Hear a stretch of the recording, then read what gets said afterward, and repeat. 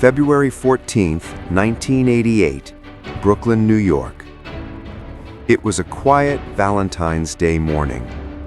Louis Milito, a 45-year-old man, stood in his home thinking about his life.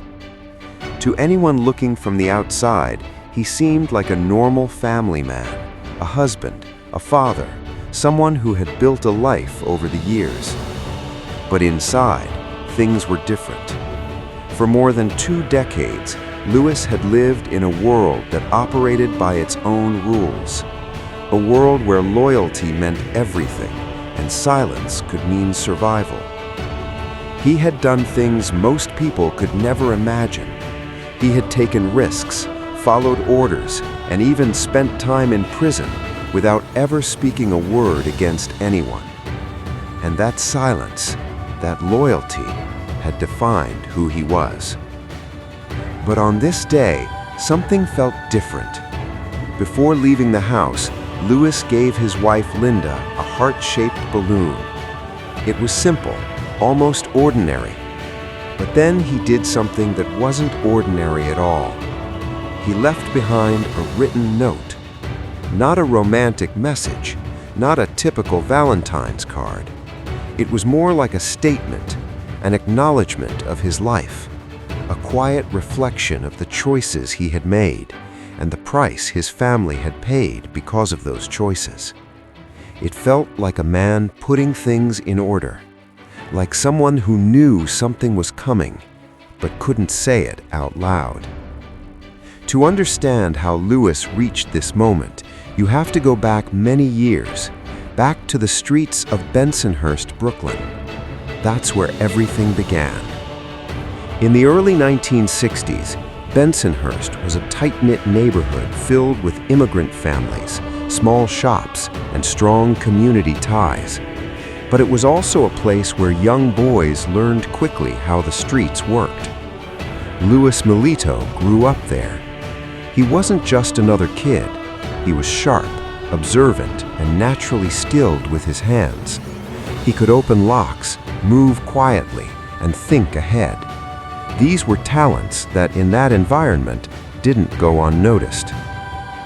Around the same time, another boy was growing up just blocks away, Sammy Gravano. From the moment they met, something clicked. They weren't just friends, they were almost inseparable. They spent their teenage years together, walking the same streets, facing the same dangers, and learning the same lessons. They joined a local street group where loyalty was everything and respect had to be earned.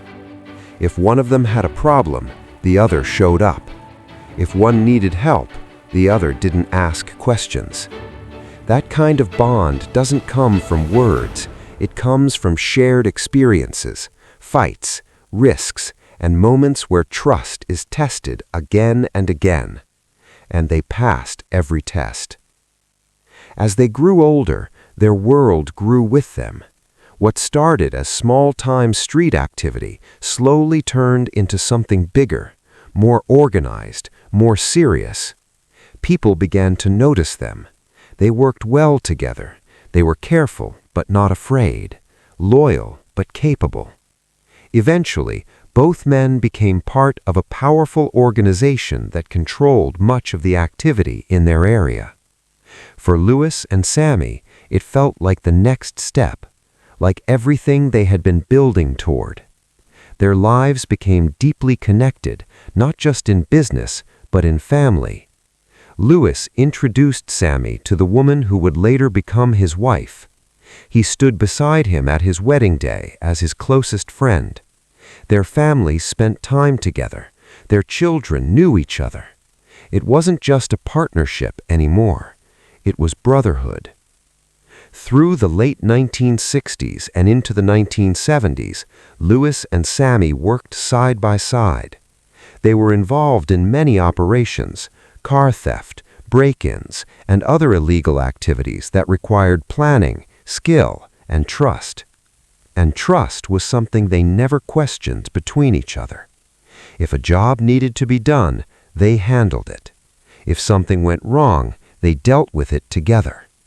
They became known as reliable, efficient, and loyal. And in that world, those qualities mattered more than anything else.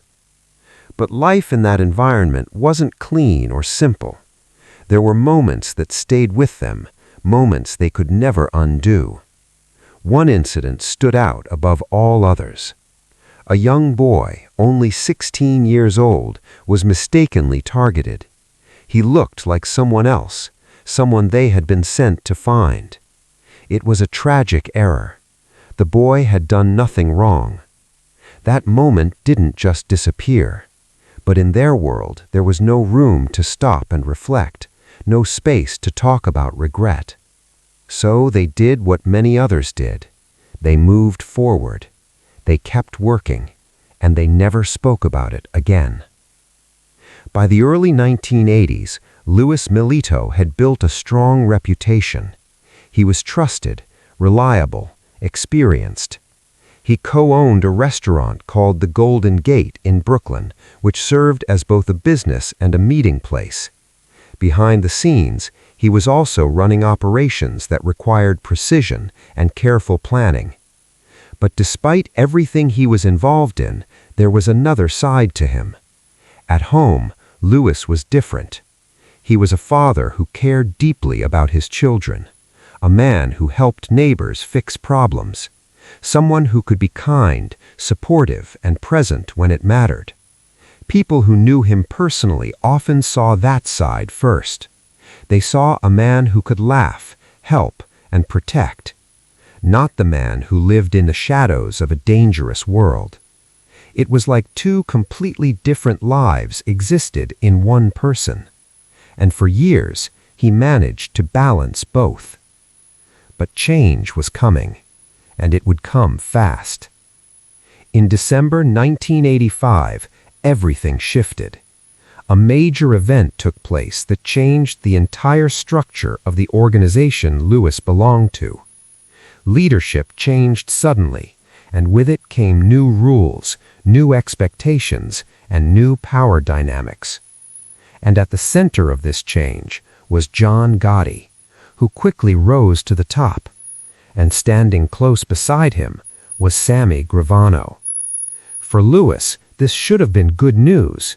His closest friend was now in a powerful position.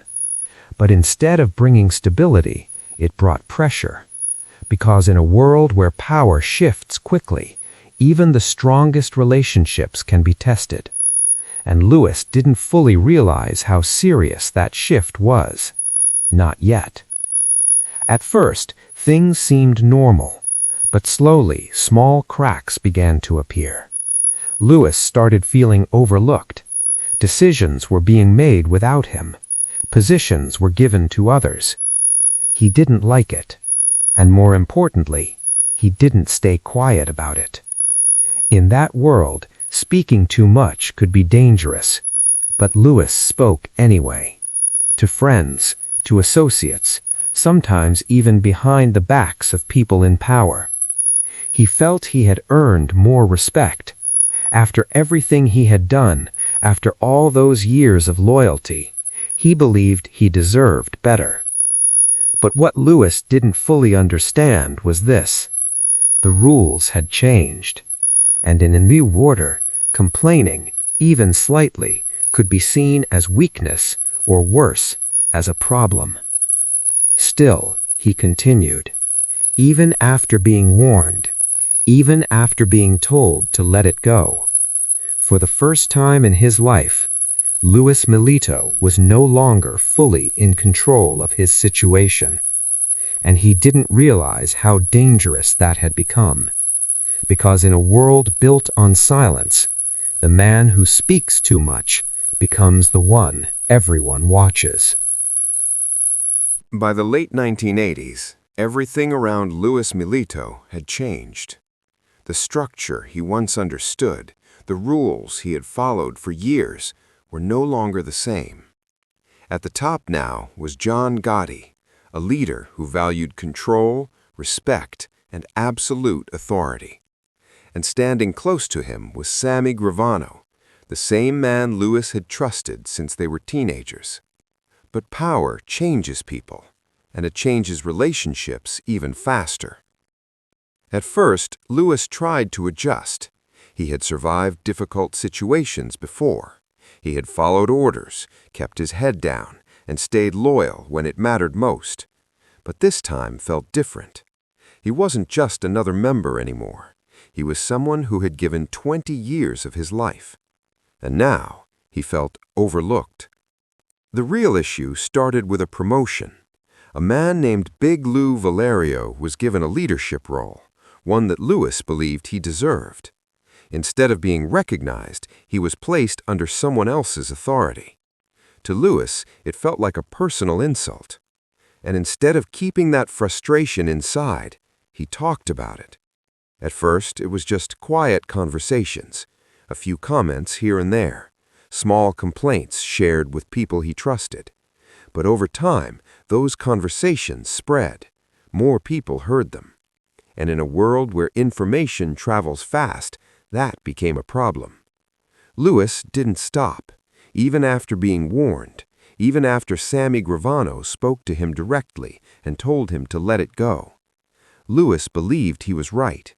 He believed he had earned more, and he wasn't willing to pretend otherwise. But what he didn't see was how others were starting to view him, not as a loyal man, not as a longtime friend, but as someone who talked too much, someone who challenged the new structure, someone who could create problems. In that environment, that label was dangerous. Behind the scenes, conversations were already happening. People in leadership were watching him closely, and one name in particular began to come up again and again: Louis Milito. There had already been concerns about where his loyalty stood during the earlier power shift. Nothing confirmed, nothing proven, but enough to raise questions. Now, with his complaints becoming more frequent, those doubts started to grow. At one point, a decision was even discussed quietly. Lewis needed to be removed. For a short time, things paused. Events shifted. Attention moved elsewhere. And Lewis continued living his life, unaware of how close he had come to being in serious danger. But instead of stepping back, he continued speaking. And that was the turning point. Eventually, the decision was no longer delayed. It was final. According to later evidence and recordings, John Gotti made the call. The reason? Not betrayal, not cooperation with authorities, not stealing, simply this: he would not stop complaining. To those in power, that was enough. Lewis was never told. There was no meeting to explain his side, no warning that he was in danger. Instead, a plan was moved into motion. He was asked to come to a meeting, a normal meeting, nothing unusual. It was arranged at a place connected to the same man he had been complaining about. That detail alone should have raised questions, but Lewis trusted the people around him, especially one person, Sammy Gravano. For Lewis, that trust had been built over 30 years, through childhood, through work, through life. He had no reason to believe anything was wrong. When he arrived, everything seemed calm. There was no sign of danger, no argument, no confrontation, just a quiet moment before everything ended. Lewis didn't see it coming. He didn't get a chance to react. It was over in seconds. And just like that, a man who had given decades of loyalty was gone. What makes this moment even harder to understand is this: Sammy Gravano was there, not just involved in the decision, but present at the scene. Later, he would explain that he wanted Lewis to go without fear, that he didn't want him to suffer. But for many people, that explanation raised more questions than answers, because being there didn't change what happened. It only made it more personal. Louis Milito disappeared without a trace. His body was never found. No closure, no final goodbye. Back at home, Linda was left waiting. She knew the life her husband lived. She understood the risks, but not knowing was the hardest part. Days passed, then weeks. No answers, no explanations, just silence. She raised their children alone, built a new life step by step, but the questions never went away. Years later, during court trials, the truth finally came out. Recordings, testimonies, details, everything that had been hidden became public. Linda learned what happened that day. She learned who was there. She learned how it ended. And with that truth came anger. Not just for what happened, but for who was involved. She later shared her story in a book, speaking openly about her life, her husband, and the betrayal she felt. For her, it wasn't just about losing Louis. It was about trust being broken in the deepest way possible. Because this wasn't just business. This was family. In the end, the outcome for everyone involved was very different. John Gotti was eventually convicted and spent the rest of his life in prison, where he died in 2002. Sammy Gravano later cooperated with authorities and served a reduced sentence, though he faced more legal trouble later in life. The man who carried the act out was also caught and sentenced to life in prison. But none of that changed what happened to Louis. His story remains one of the most powerful examples of how quickly things can turn. A man can give everything, years of loyalty, silence, and service, and still lose it all. Not because he betrayed anyone, not because he broke the rules, but because, at the wrong time, he spoke too much. Final line. In a world built on loyalty and silence, sometimes the smallest words carry the biggest consequences.